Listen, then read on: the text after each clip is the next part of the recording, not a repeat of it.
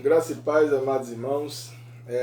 Nesta manhã de domingo, EBD, estaremos assim estudando o livro de Tiago.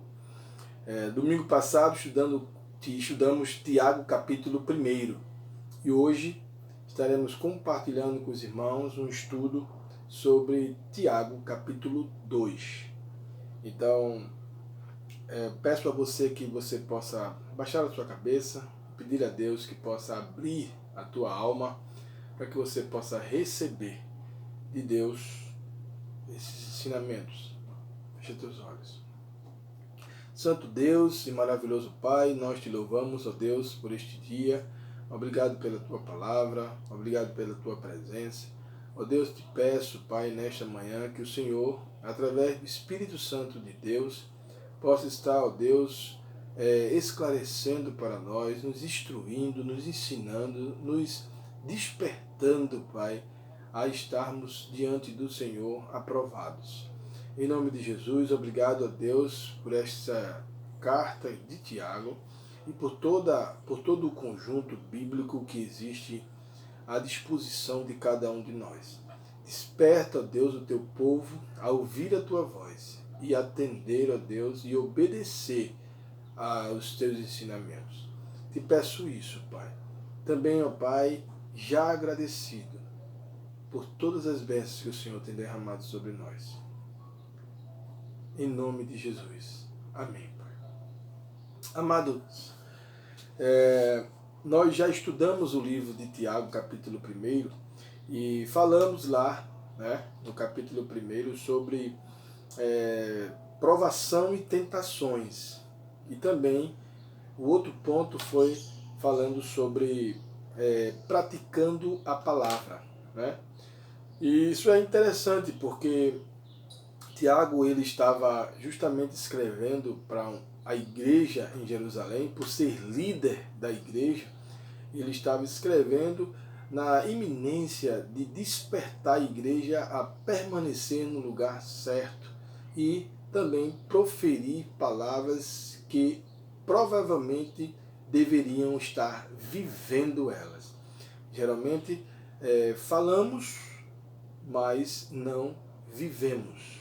Então é muito interessante essa carta, porque ela nos leva a uma condição de viver aquilo que pregamos. Então é muito bom o livro de Tiago ser despertado para os nossos corações nesta manhã, para assim podermos voltar ao primeiro amor, voltar às condições reais de viver o Evangelho puro e verdadeiro. Esta carta provavelmente foi escrita por Tiago, irmão de Jesus. E aí você pode até perguntar, por que não Tiago apóstolo? Então, Tiago apóstolo não poderia ser ele, porque ele havia morrido, Na realidade, ele foi decapitado, em Jerusalém por ordem de Herodes, e isso tudo aconteceu muito antes deste evento aqui. Então, não poderia ser Tiago apóstolo. É por isso que essa carta foi direcionada a Tiago, irmão de Jesus. E aí, no capítulo 2, nós estaremos compartilhando com os irmãos duas atitudes bem próximas dos nossos tempos de hoje. Para você ter uma ideia, Isso Tiago escreveu há muito tempo atrás para a igreja de Jerusalém, onde ele era líder da igreja. A preocupação era grande do que estava acontecendo e não mudou muita coisa, não. Ainda continuamos vivendo desta forma. Por isso que estaremos hoje despertando o teu coração para que você possa estar vivendo uma vida cristã genuína perante a palavra de Deus. Aqui no capítulo 2 estaremos estudando duas atitudes bem interessantes, que é acepção de pessoas, ou preconceito. Tiago fala do versículo 1 até o versículo 13, ele dá esta visão né, da igreja estar fazendo acepções de pessoas.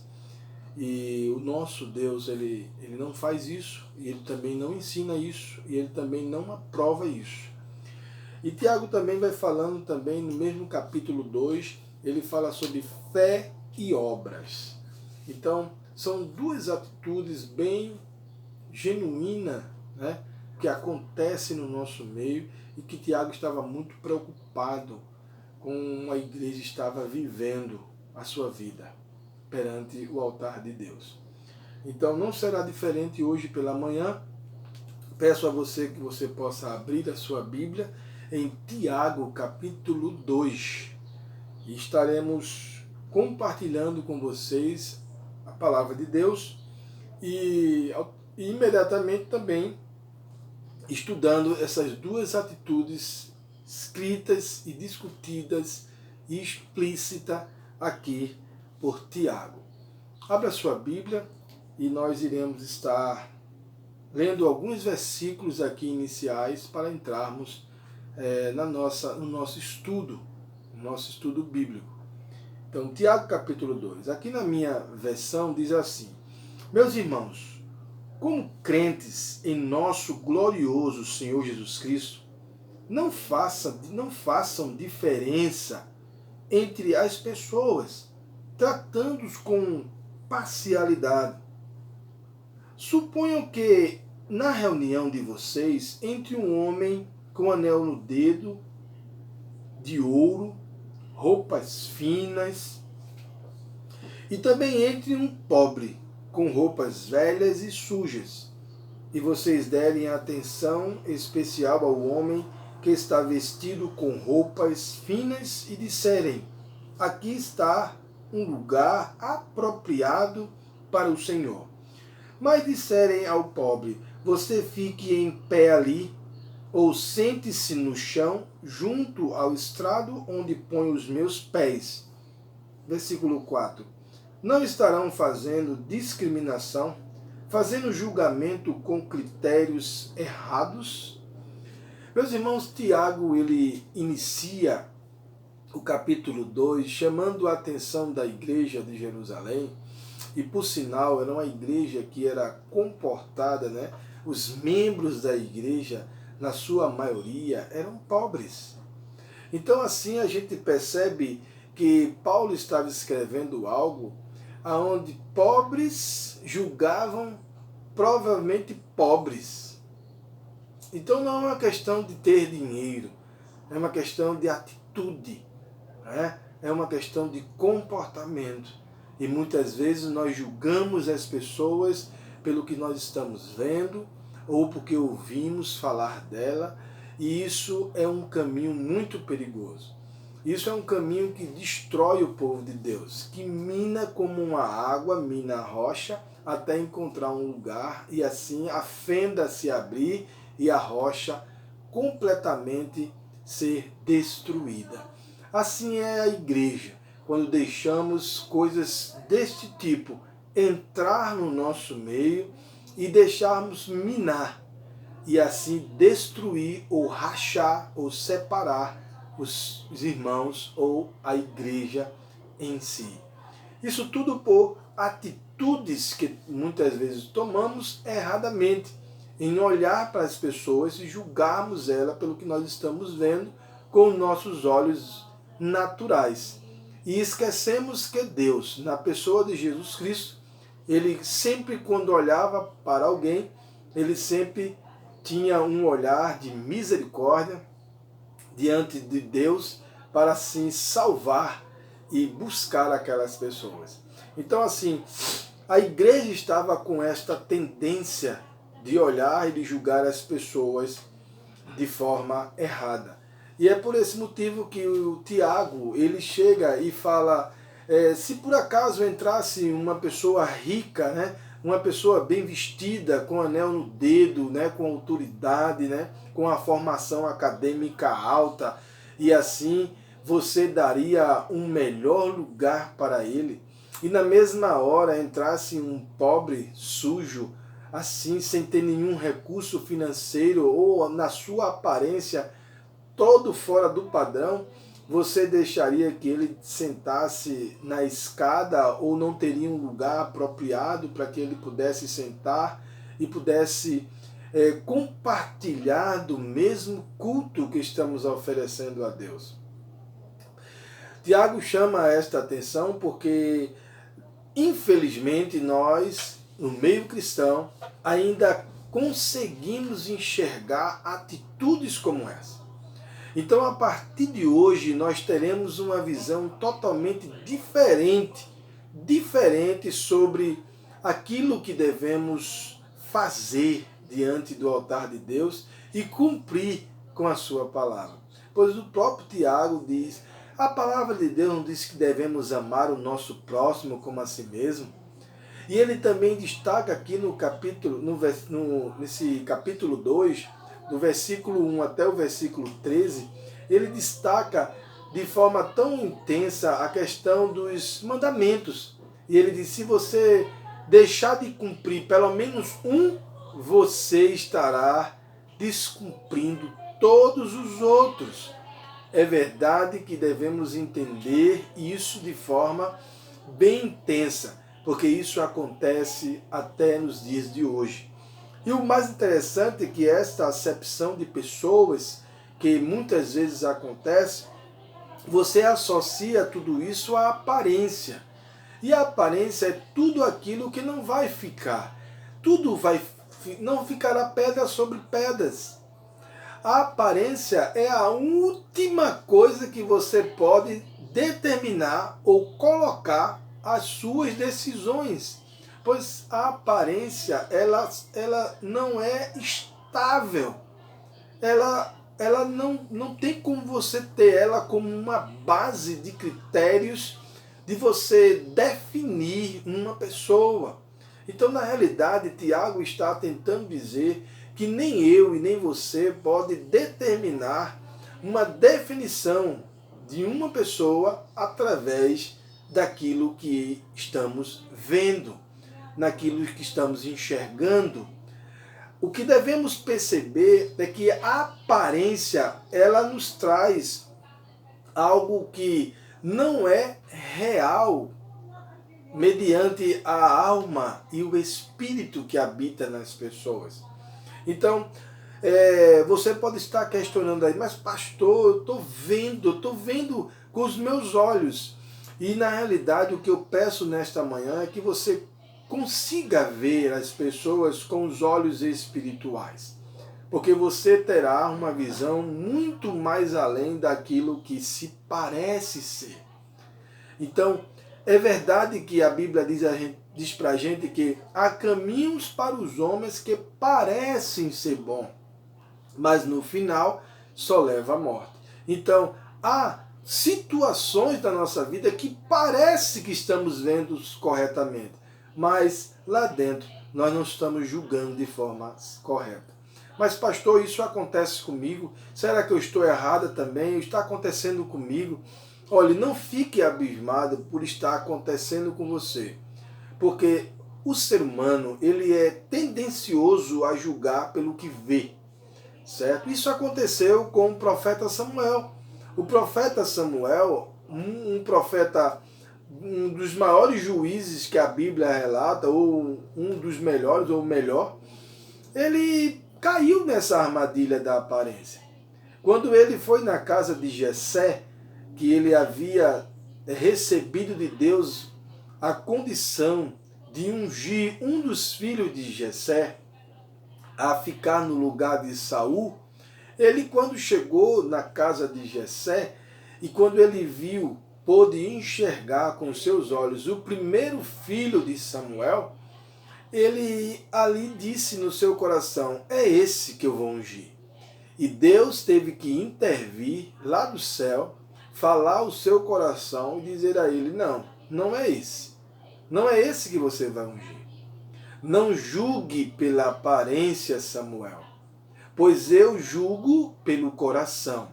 Eu vejo o homem por dentro. Então, que nesta manhã possamos estar atentos a ver as pessoas de dentro para fora. Tente enxergar o que é mais importante naquela pessoa. Porque às vezes achamos que as coisas importantes são as coisas que estamos vendo.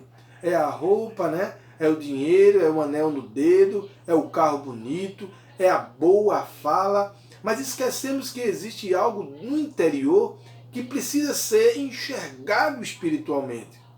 E muitas vezes nós pecamos e erramos nos nossos julgamentos. E pedimos nesta manhã que você não entre por esse caminho da aparência, porque é um caminho enganoso, perverso e de muito problemas na nossa vida. Por esse motivo, Tiago escreve.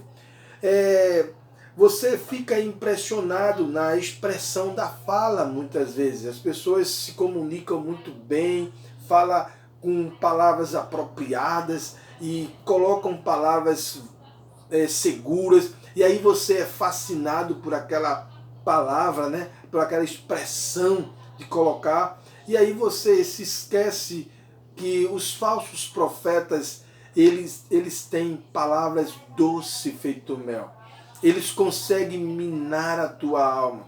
Eles conseguem falar coisas que você não vai conseguir descobrir depois. Então, presta bem atenção. Tiago está tentando nos dizer que não é na boa expressão da fala muitas vezes, pois os escribas e fariseus, eles falavam muito bem nas sinagogas.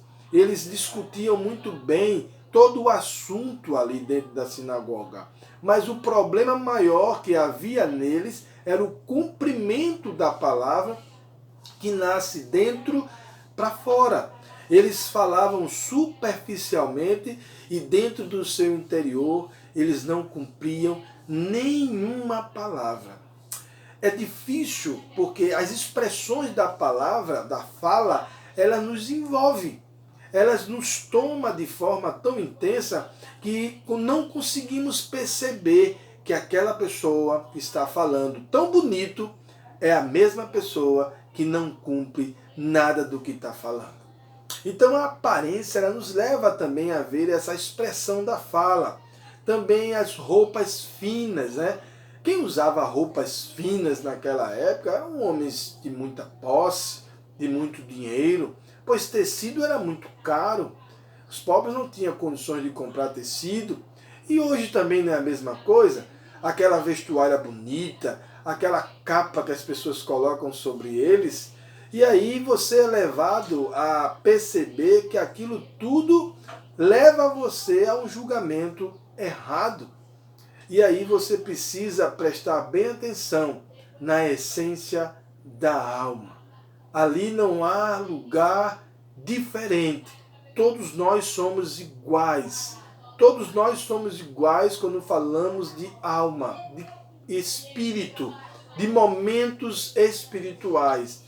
É a adoração verdadeira. Aí não tem pobre e rico, não tem ninguém que possa estar fazendo a diferença entre um e o outro, pois o Senhor vê todos de igual modo. Perceba, naquele momento daquelas ofertas que a Bíblia diz que as pessoas estavam dando uma oferta e aquela viúva, ela veio com uma dracmazinha e colocou lá, e Jesus disse, teve alguém que deu uma oferta ainda muito maior. E aí, esta oferta, cada um olhando para um e disse, que foi eu porque eu dei mais. Não, não é a questão de dar mais ou dar menos, é a questão de estar proposto o teu coração a entregar tudo diante do altar de Deus. Aquela mulher ela não estava entregando somente uma dracma, ela estava entregando a alma, o seu espírito, ela estava entregando todo o seu ser perante o altar de Deus. É isso que nos faz ser diferente, é isso que Tiago deseja que a igreja se comporte. O seu doar seja igual, seja idêntico a cada um de nós. Aí nesse ponto não há diferença, não há acepção de pessoas, não tem como, porque todos nós estamos entregando a mesma coisa. Nós não estamos tendo base do que temos materialmente, mas do que temos em nosso interior. Então, a sua posição social, ter muito dinheiro, então Na realidade, o Tiago ele está nos alertando como igreja nesta manhã a termos um julgamento mais correto, a olharmos para as pessoas da forma que o Senhor olha para cada um de nós. Então Tiago ele nos desperta nesta manhã a termos um julgamento e eliminar a acepção de pessoas, pois isto é um caminho perigoso, destruidor e que desagrada muito o coração de Deus. Um outro ponto também que Tiago fala é sobre fé e obras. O Evangelho, meus irmãos, tem sua ação completa quando fé e obra andam juntas. O Evangelho ele não pode ter uma ação completa, um agir completo, se não tiver essa junção entre fé e obras. Porque a fé ela nos impulsiona a acreditar naquilo que podemos fazer na prática. Então, a fé ela nos empurra, né? Você impulsiona o cristão a fazer algo por alguém. E é muito interessante a gente percebermos, porque aqui a partir do versículo 14, Tiago, ele fala aqui, ó: de que adianta, meus irmãos, alguém dizer que tem fé e não tem obras? Acaso a fé pode salvá-lo?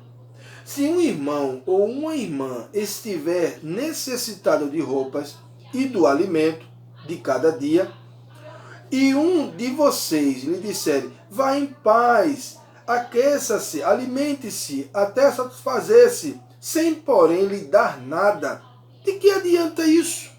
Então, Tiago, ele entra neste campo porque devemos perceber que a fé que temos em Deus nos impulsiona a nos preocuparmos com o nosso próximo, a ajudar o nosso próximo.